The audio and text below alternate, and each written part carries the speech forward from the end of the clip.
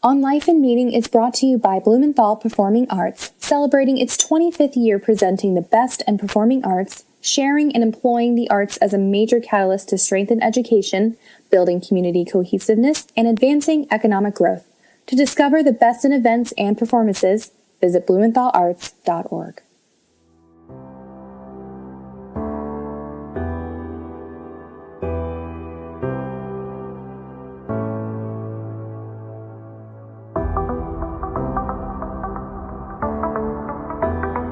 If I can change whatever percentage of leaders to become more heart-centric, then by default, I'm impacting thousands of people that are impacted by that leader. And I can start to shift positively the lives of people that currently might see their jobs and their family life as negative or hateful or unfulfilling.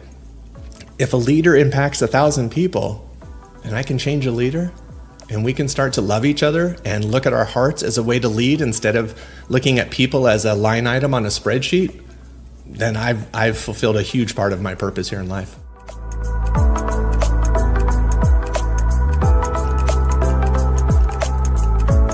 Mike Watson is an artist, educator, advisor, and convener of people and ideas.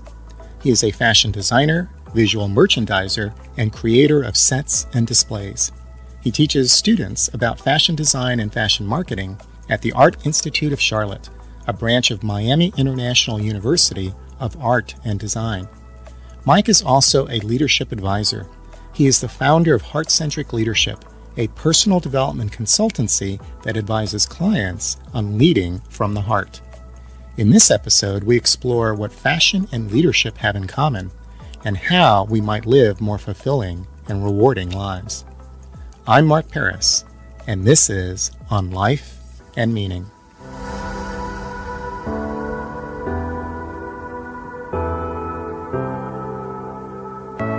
Hello, Mike. Welcome to the show. Hey, Mark. Thanks for having me. It really is, I was saying earlier, really grateful. Mike, there are so many things you do and so many things you are. An artist, a designer, educator, convener, thought leader, advisor. How do you think of yourself? Wow, great first question. Yeah, I get that a lot, to be honest. And so it's caused me to self-reflect a lot about who I am. But I think of myself as an individual that can be a conduit for others. And what I mean by that is either they can utilize my experience and my educational background to express themselves, and I can be in support, or I could be the conduit as in I'm the speaker and getting messages out that I think are important. And so regardless of the number of things that were just listed, they're all connected by this desire to connect and self-reflect, and specifically connectivity through our heart, which is why I started Heartcentric Leadership as a outlet that expresses my philosophy about life, but from a leadership perspective. What does it mean to be heart-centric? Yeah, for me, heart-centric is the ability to be self-aware and self-reflect through the intention of one's heart so as to get clarity about what our mind is thinking about. Because if we live too much in our cognitive life, then we can start to sometimes believe the stories that we create about our experiences or our bias or anything we are doing, and then it eliminates, I believe, a large percentage of insight that we could gain if we will be quiet and meditate or pray or whatever you need to do to get to your heart so as to understand what is in your mind. So getting to your heart and being heart-centric or heart-centered is also a bit of a nebulous term. It can mean just about anything. Right. What does it mean to you? Yeah, I know for me that the foundational aspects of this is self-awareness and self-reflection. And so to be heart-centric means to be so self-aware as to understand your own purpose in life and how to serve a purpose greater than yourself. And so that's going to be different for everyone. But we all have this unique ability to serve a greater purpose, but it takes the intentional act of quietly sitting with ourselves and becoming almost existentially aware of how we exist in our own experiences in our life and how we're impacting others, so as to understand, again, not cognitively like, here's what my degree says I should do, or here's what my parents asked me to do, or here's what society has constructed for me to do, but instead to say my purpose needs to be informed by what I feel and know is right to do. Do our emotions and our feelings often confuse us, trick us, get in the way of insight? Yeah, and so a big component part of this heart-centric philosophy is balance. And I don't mean balance in the idea of finding a stationary point where everything just happens to work, because life is always changing. So it's more about being so self-aware that you understand, to your point, okay, am I being too emotional in this instance? Is that, to use your words, tricking me into responding or reacting in a certain way that doesn't serve my purpose? On the other end of the spectrum, in terms of balance, I need to be self-aware to understand, am I being so cognitive or so mentally intentional that I'm eliminating the humanness from my decision? And therefore, am I missing out on a potential or possibility to serve my purpose in a greater way? So it's that constant back and forth. And you can only do that if you intentionally are self-aware, if you give yourself time to be quiet. What is the end or objective of this approach or philosophy? Is it to fully realize yourself, or is it to transcend yourself? Yes. I think you hit upon two things, and I would add one more, Mark. I believe absolutely it is critical initially to understand ourselves. From an organizational standpoint, and when I work with businesses, I express to them, it's very difficult to be organizationally aware if you're not self-aware. So step one is, who am I? And that's a great question every day when we wake up. Who do I want to be today, right? Who am I? And that's a contemplative but very directional way of thinking. And I think that's important. And then the second thing, once we get a better grasp of who we are, to your point, transcending that, because transcendental awareness, although sounding very new agey, is an apt description of what we're talking about here. And it's that ability to then extend myself out beyond myself, to understand, how am I impacting the community and the world and the cosmos, if you will? David Brooks in the New York Times recently talked about two models. Mm-hmm. One model is the Maslow's hierarchy of needs. Absolutely. The classic model where at the top of the pyramid is self-realization. And this has been part of the humanist movement of the last 50, 60 years, is to elevate the self. And much of our culture celebrates the self. And then there's the more traditional classic model that says the way to insight is actually to transcend the self, as you just spoke of, and that we find our character, our identity, our purpose, our meaning in things greater than ourselves. And there are wisdom traditions on both sides. Where do you find that balance? Is there one of those two models that you lean toward? I think if I had to choose, I absolutely lean maybe more towards the second model, the idea that we celebrate the self, but I want to clarify, we should celebrate the self not from an egotistical standpoint, but we should celebrate the self for the uniqueness that we bring to our life. And I think in Western society, it gets mixed. We get these mixed messages of what it means to celebrate the self. Me personally, growing up Catholic, mainly in the Midwest, the message was very clear: you don't celebrate yourself. That's being very showy, being very egotistical, bringing undesired attention to one. It's not being humble.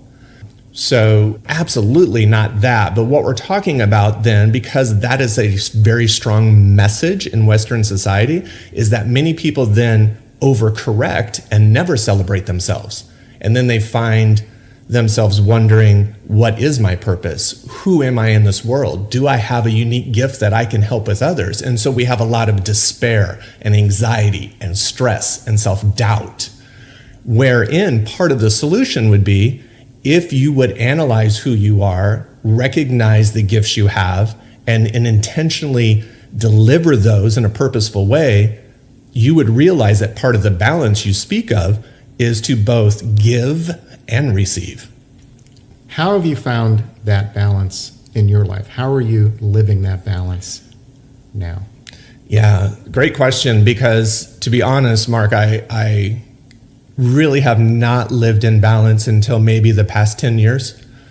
I was very, very unbalanced for the first 45 years of my life. And so a lot of my life experiences has gotten me to the point where through intentional self-reflection, I've had to learn how to understand my life so as to remain in balance. And a big part of that is learning to love myself for who I am, because if I can't, then it's very hard for me to understand where I'm at any one moment. If I don't intentionally self-reflect, so part of finding balance is I had to learn how to make quiet time, and I had to learn to schedule that. So coming from a corporate background, that was never the intention. It was you fill any open time with quote unquote practical things that can drive bottom line profitability, right? And never once was it get quiet. Think about what you've done. So that's a big part of the balance, is that I've now intentionally schedule quiet time. The other part of the balance is that I intentionally ensure that I am practicing gratitude. So for myself and for others, whether it's through social media, which is great because then I can practice gratitude with people around the world that I've never met, or if it's my neighbor. And I think the combination of quiet self-reflection and intentional gratitude puts my mind and my heart in a place where then I can be cognizant of what's going on around me and then know where I need to be in terms of balance. All of our wisdom traditions speak to these concerns, whether it's Christianity or Judaism or Buddhism, all speak to finding this approach to accessing the source within, finding balance, finding purpose in life, and giving meaning to life in the face of mortality. Mm-hmm. What are you saying that's different? You know, I don't know that I'm saying anything that's different other than I'm saying it in a context and in a time in the United States when a lot of people need to hear it. So I believe, so much of our wisdom has already been stated, but oftentimes we don't hear it because of the way the message was delivered. And so I have often been told that it's not so much that my lessons are new, but they appear new because they're being heard in a different way. Mike, I'd like to turn to your work as an educator. Sure. What do you teach? Fashion marketing, fashion design. Yeah. What is fashion?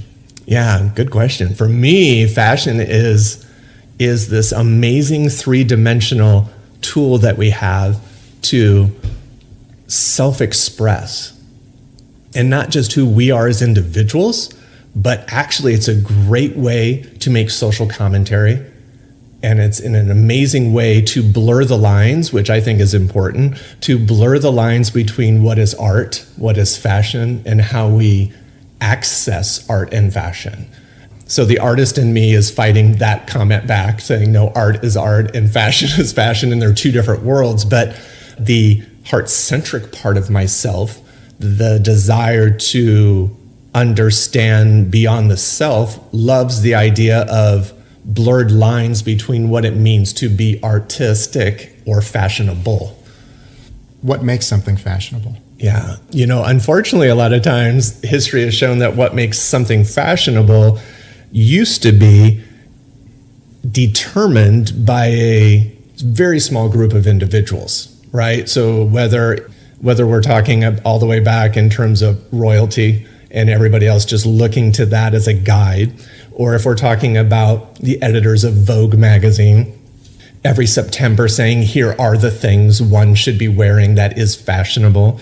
But now, because of technology, which again blurs the lines, which I love, it is very interdependent and interconnected world we live in. Therefore, there's no longer this one sole voice or sole professional magazine or website to go to that says, here is what's fashionable. You've got voices from all over the world competing to have a commentary on about what is fashionable. So fashionable now becomes this idea of what is currently in the moment accepted by the masses.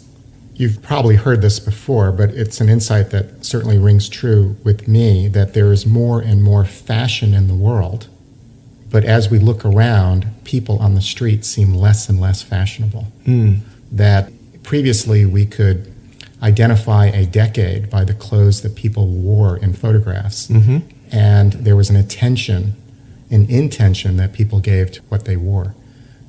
What we see now on the streets doesn't seem quite pretty or attractive or flattering or fashionable. What are your thoughts?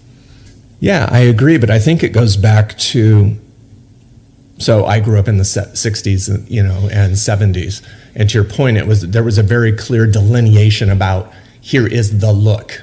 Do you know what I mean? It was almost like just two different camps. There was the whole hippie, peace, love, 70s counter rebellious, look. And then there was the traditional, suited, conservative, very clean lined looks. And it was those two camps only. It was almost like there was nothing else in between because, again, there wasn't a lot of resources that people had access to. So on one hand, you had a very strong expression of a look, whatever you want to call it. But then on the other hand, you had very limited resources from which to express yourself. And so today, what I find, to your point, it doesn't look pretty, or it's not identifiable, or maybe it even is just diminished to the point it's not even understood as a fashion at all. It's unnamed.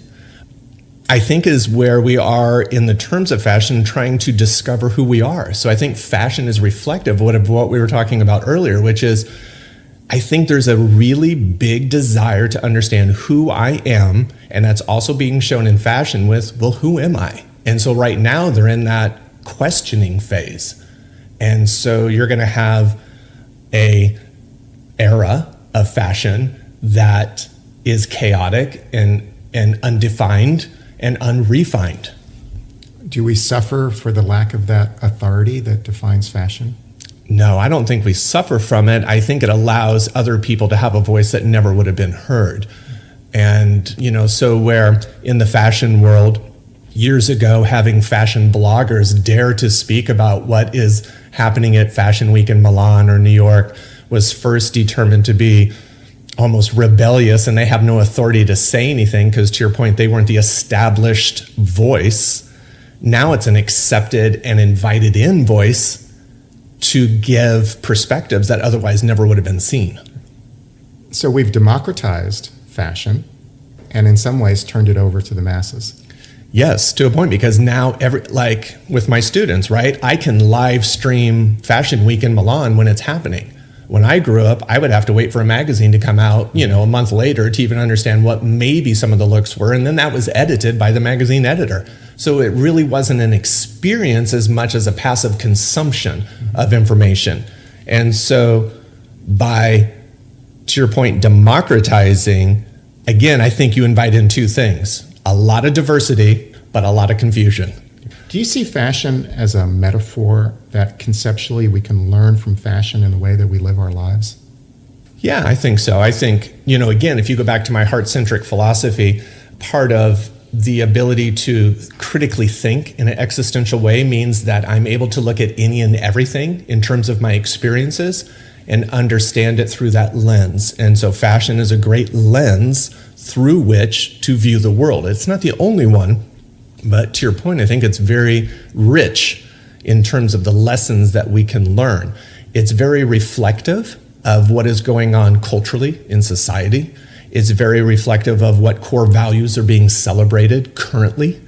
It's very reflective of any of the political and social movements that might be dying out or gaining steam at the moment. So I think it's a great way, if you really deconstruct the looks and understand the purpose behind them, it gives you some really great insight into who we are as a people. What core values do you think fashion is currently celebrating?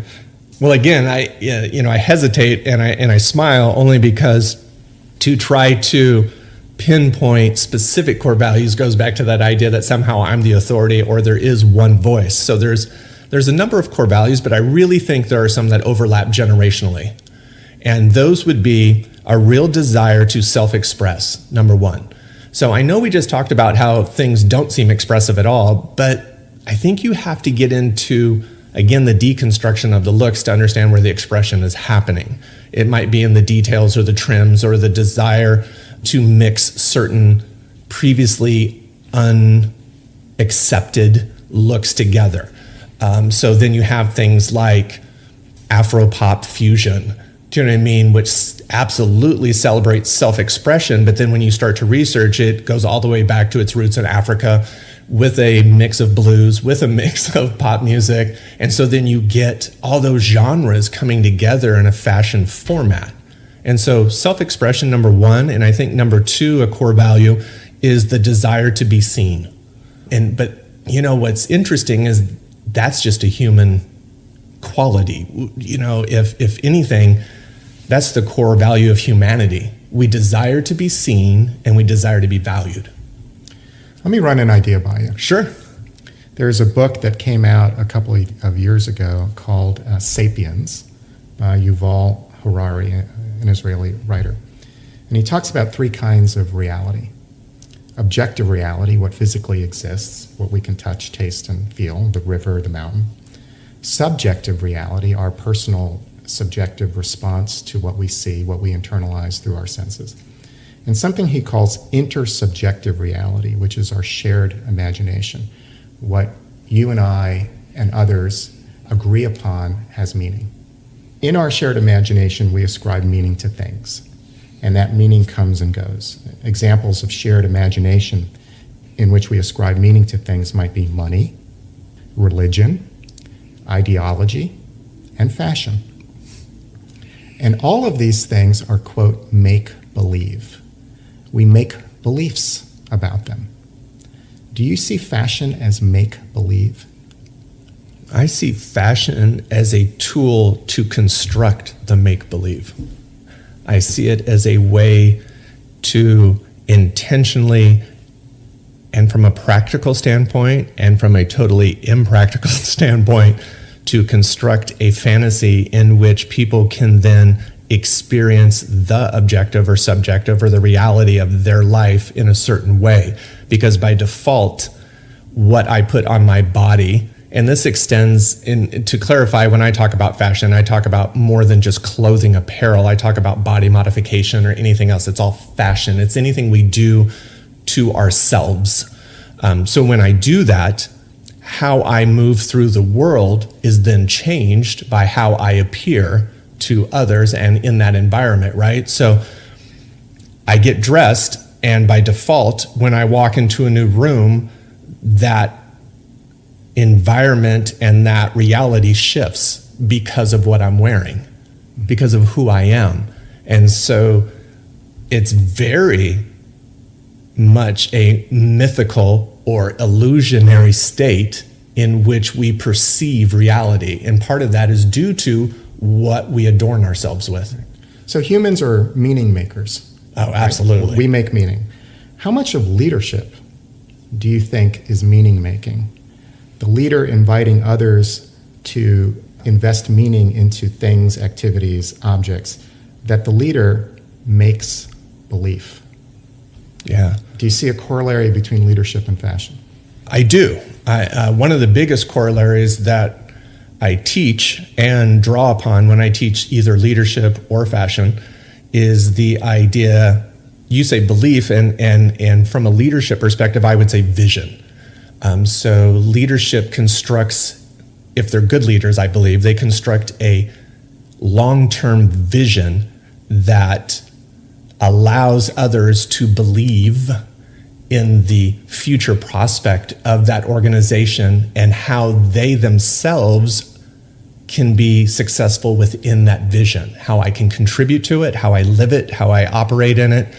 And fashion is very much that same way. Fashion allows me to introduce myself into a vision of what is possible, right? So even a simple statement like, don't dress for the job you have, dress for the one you want, allows you to imagine a future. And that's what leadership to me should be. A critical component of leadership is to construct a vision and a future so that others understand the purpose of what they're doing and why they're doing it. So both fashion and leadership is social construction. In some ways, yeah, I agree. Yeah. So one criticism of fashion is that it is pretense, affectation, posing, literally posing on a runway and manufacturing mood boards. Is there a pretense and affectation opposing to identities that people create for themselves? I fashion myself to be something, and I fake it and create it and pose it until others perceive that meaning in me? Yes. So, it absolutely is a critique of fashion, and by association, then it becomes a critique of ourselves, because I think there's a real harm in constructing whether it's a fashion look or constructing a sense of self that is not aligned with your greater purpose. So I love that fashion gives us so many ways to express ourselves, but to falsely adorn oneself, so to speak, in a belief system that doesn't align with your purpose means you're going to live a life that is unfulfilled. And so you might be seen, quote unquote, by others looking in as whatever you want them to see by how you fashioned yourself, successful, rich, trendworthy, whatever that might be. But again, if it's not true to who you are, it does no good for the world, in my opinion. Have you ever affected an identity that is not real or true to your core values? Yes, I have. For the first 35 years of my life was a constructed identity formulated and informed by my parents, the society and culture I grew up in, my understanding of what was expected of me as a white man in society, Midwestern ethics with a father with 20 years in the military, a lot of structure.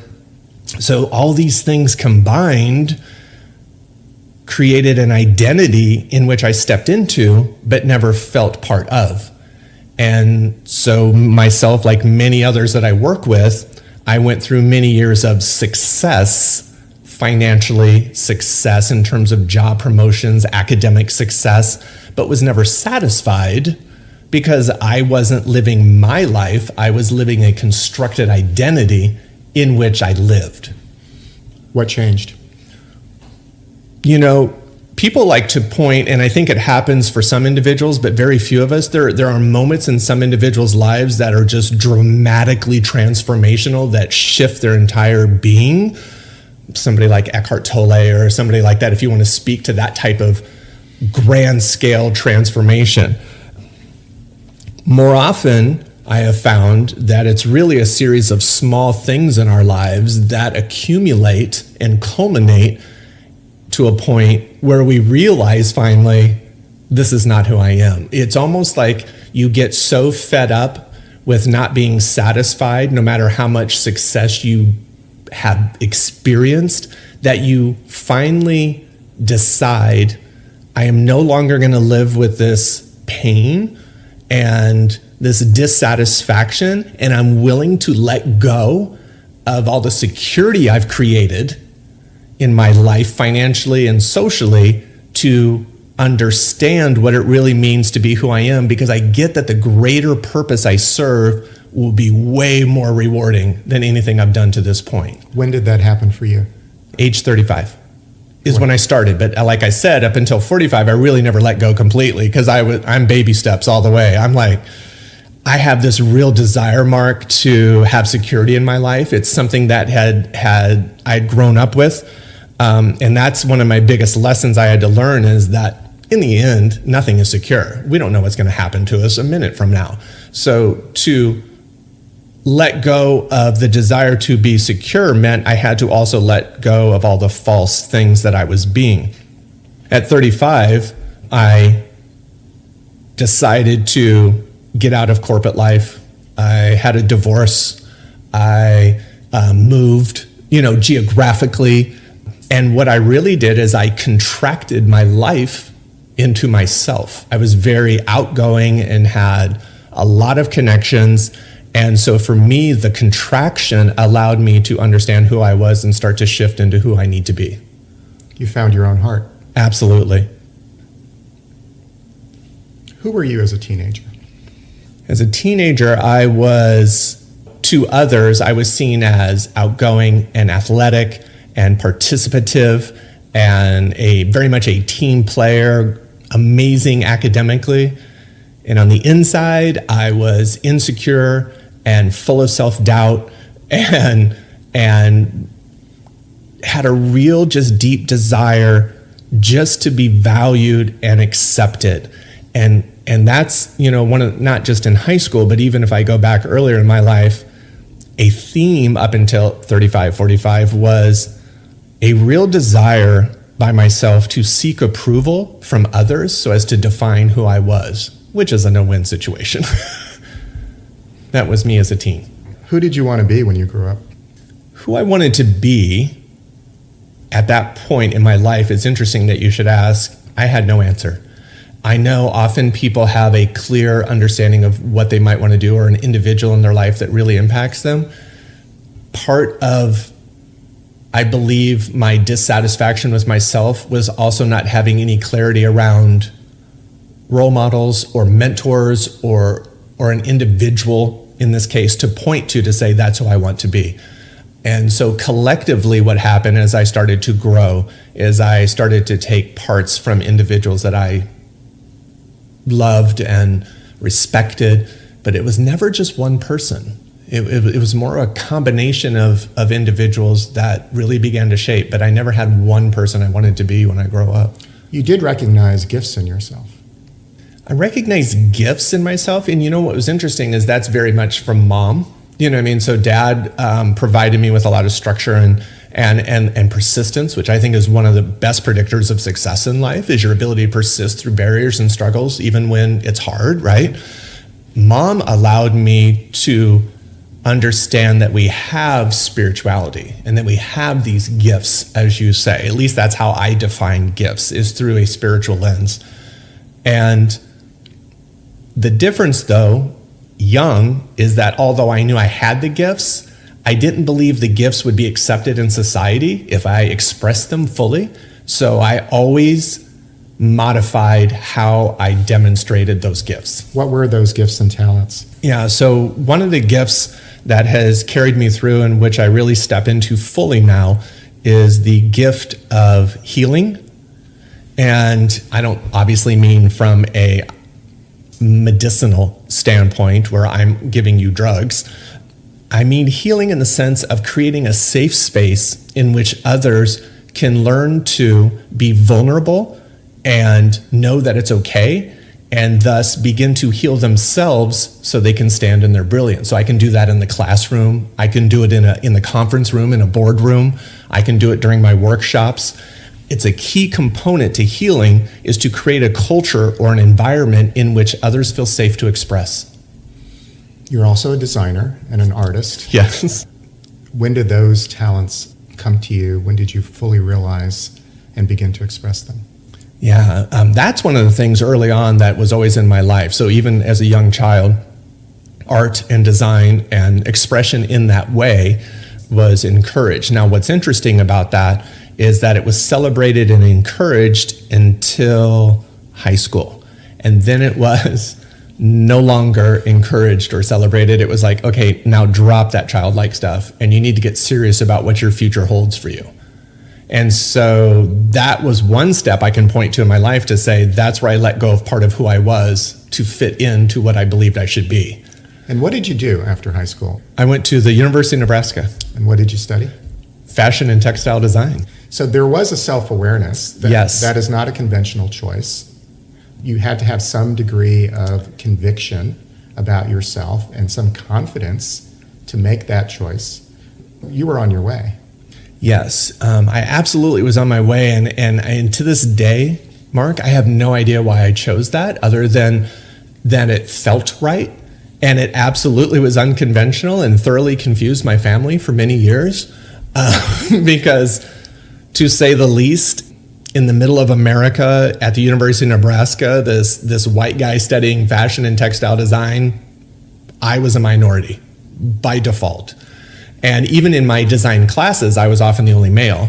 And then even the females that were in the course were punctuated by 4-H. Do you know what I mean? Or very practical, I learned how to sew, or I learned how to do this. And I'm coming at it from a completely abstract mindset of this desire to express, and finding that textiles and three-dimensional design appealed to my learning sensibility because I like to touch things and build, but I also like to be artistic. And so two-dimensional design, although satisfying, never gave me the sense of purpose that a three-dimensional design would. So don't know where it came from, but I did it. What did you do after college? Went directly into corporate America, as any good designer would. Luckily, there was a department store chain in the Midwest called Yonkers Department Stores, and it was bought out by Saks, and so you get the understanding of the type of retailer it was. But I did visual merchandising. So I was able to do store design and visual merchandising, which again was this great opportunity to be in a secure culture and environment in which, though, I could display and express myself three-dimensionally, build props, do store design, utilize my fashion background. All of that came together in this ability to do visual. What was the most significant career decision that you made? Yeah, the most significant career decision was the decision I made to leave corporate America. And so let me clarify by saying I'm not trying to tell people not to work in, I work with corporations, not to work in corporate America. I had to leave what I was doing and the life I had in corporate America because it wasn't serving my purpose. And again, it was a moment in time, if I might. This story is a little bit longer, but we were in Charlotte, my wife and I, and we knew one person, and we were driving back to the airport, and my wife turned to me, as she often did when we were visiting a city, and said, "This is a nice city. I could see us living here." And always before, it was like, of course, well, we went to all the best restaurants and we spent 2 days here. Of course, it was amazing. But this time I picked up the phone, Mark, and I quit my job. And I was like, all right, we're going to change our lives. It took about a year, but it was a transformational moment in which a lifetime of experiences came together, and I had the opportunity to make a decision that was transformational. And I took it, and it absolutely changed the course of my life more in alignment with my purpose. And your purpose is? My purpose is absolutely to empower other people to navigate their life journey and step into their brilliance. You began working for the Art Institute, and that's when you became an educator. Correct. Who are you in the classroom?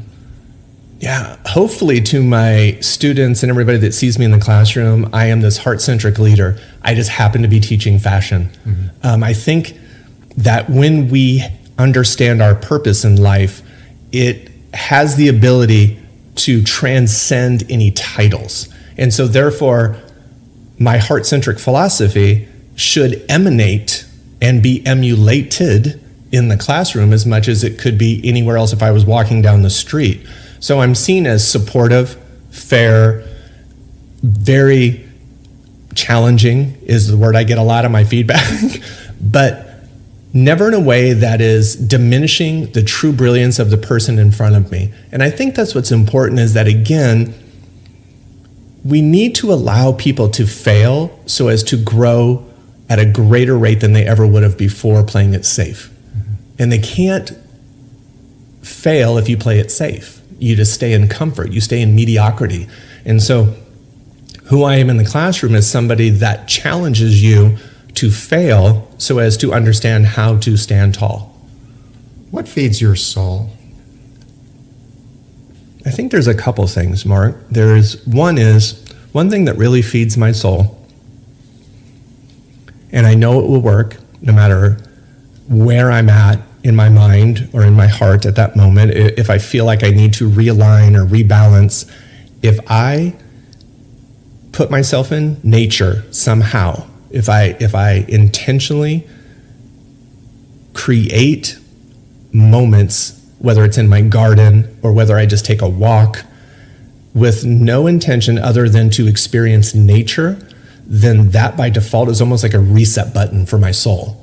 It allows me to reconnect and allows everything to slow down so that it's almost like telling myself it's okay and just be in that moment. Very Tole, but just be in that moment.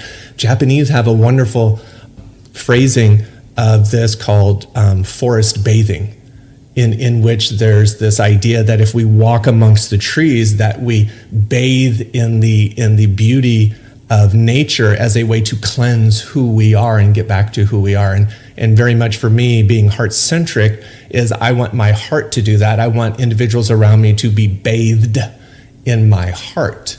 And to your point, though, you can't always just give that out or you diminish who you are. So getting back to nature is one way to reset, and the other is through meditation and yoga. Mike, you're sitting across from me. You have tattoos that run the length of both your arms. Why do you have tattoos? Yeah, tattoos was a way for me personally to take a statement about who I am at a time when a lot of people weren't getting tattoos, because these are older. And I say older, not like I was super young, but older in the sense of not as accepted in society, right? So I'm getting tattoos while in corporate. But the idea of tattoos was a way to almost take back who I was, and yet it was a safe way for me to express because it was on my body. And if you notice, although they do run up and down my arms and everything, if I wear a long sleeve shirt, you would never know. So they were intentionally constructed so that they're for me, but if they're seen, I'm okay with it. Do you have a studio? I used to have a studio, an art studio. Yeah. I closed it down when I started on my doctorate. If I were to go into your home or to a place where you express yourself and where you create, what would I see? Yeah, you're going to see a lot of color. The space I work in my home, the studio, so to speak, where I do a lot of my construction of my keynote talks or my workshops, or if I'm working on my doctorate, it's very highly intensely saturated orange walls and punctuated by very like Moroccan textures and, a lot of amber lighting. And it makes me just feel so comfortable, but still energized, so not comfortable in the sense that I'm passive, but comfort in that I'm in my element in which I can create and know that it's coming from a good place. Is there an unfulfilled aspiration that you have? Oh, absolutely. I think it's my desire to be able to reshape leadership so as to reshape lives for the better. If I can change whatever percentage of leaders to become more heart-centric, then by default, I'm impacting thousands of people that are impacted by that leader. And I can start to shift positively the lives of people that currently might see their jobs and their family life as negative or hateful or unfulfilling. If a leader impacts 1,000 people and I can change a leader and we can start to love each other and look at our hearts as a way to lead instead of looking at people as a line item on a spreadsheet, then I've fulfilled a huge part of my purpose here in life. If you were to design or create something that would represent your life, a culminating work in your life as a creator, what would it be? What would I create? The first thing that comes to my heart is that I would create spaces within cities in which people felt safe to engage others that they've never considered talking to in their life. So I would love to create these cultural, intentional rooms within an urban environment in which people can arbitrarily interact and engage with others and know that they're going to walk out of there being richer for it. Thanks for your time today, Mike. Thank you so much. I appreciate it, Mark.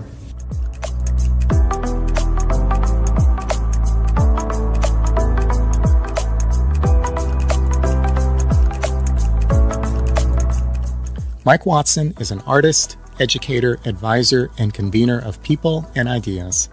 He teaches fashion design and marketing at the Art Institute of Charlotte, a branch of Miami International University of Art and Design. Mike earned an undergraduate degree in fashion textile design from the University of Nebraska, a master's degree in fashion and consumer behavior from UNC Greensboro, and is a Doctor of Education candidate at Argosy University.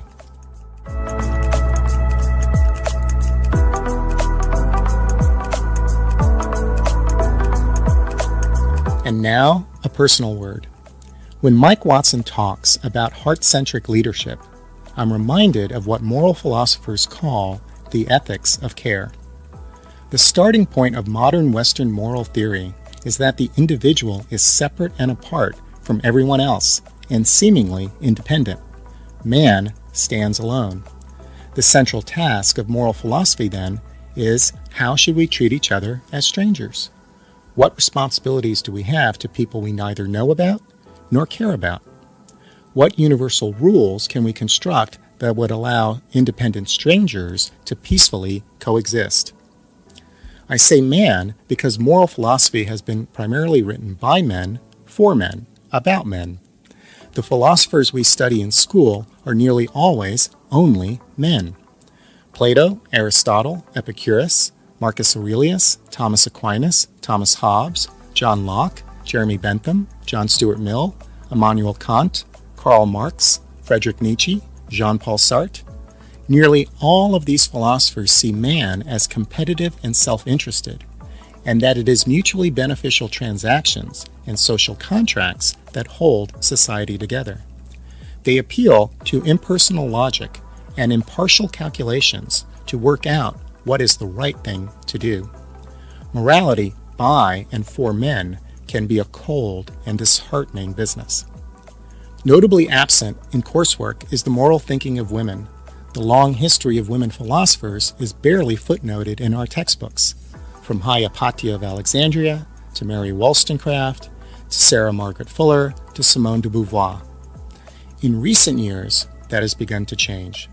Feminist ways of thinking about our moral lives are finally entering our classrooms, and so is a whole new view of humanity and a basis for living together and realizing the higher angels of our moral selves. In 1982, Carol Gilligan, a developmental psychologist, published a book called In a Different Voice: Psychological Theory and Women's Development. The book has had a profound impact on a variety of disciplines, from philosophy, religious studies, clinical psychology, history, political science, and leadership theory. In her work, Gilligan talked about women's voices instead of abstract theories. The idea of voices introduced perspectives embodied in the distinct lives of individuals in relationship to each other. The ground shifted from what is right to who needed to be heard. Gilligan interviewed hundreds of women around the world about moral issues.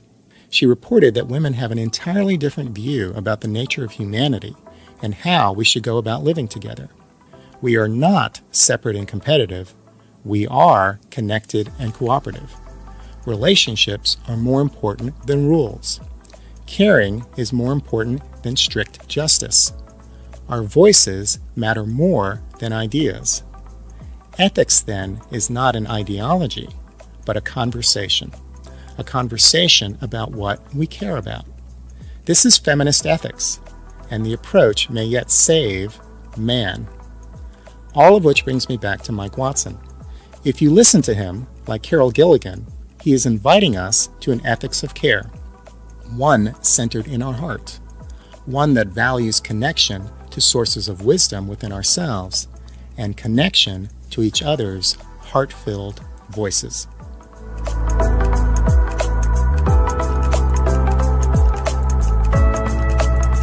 This is Mark Paris, and you've been listening to On Life and Meaning. Thank you to my partners Andy Go, producer of the show, and to Chris Curriton, art and media director. This is how you can help. Please write a review on iTunes. It helps us grow our audience. Follow us on Facebook. We'd love to hear what you think about the show. And become a patron. We are on Patreon, a crowdsourcing platform that allows you to support what you value. Visit us also on our website, onlifeandmeaning.com. Thank you for listening.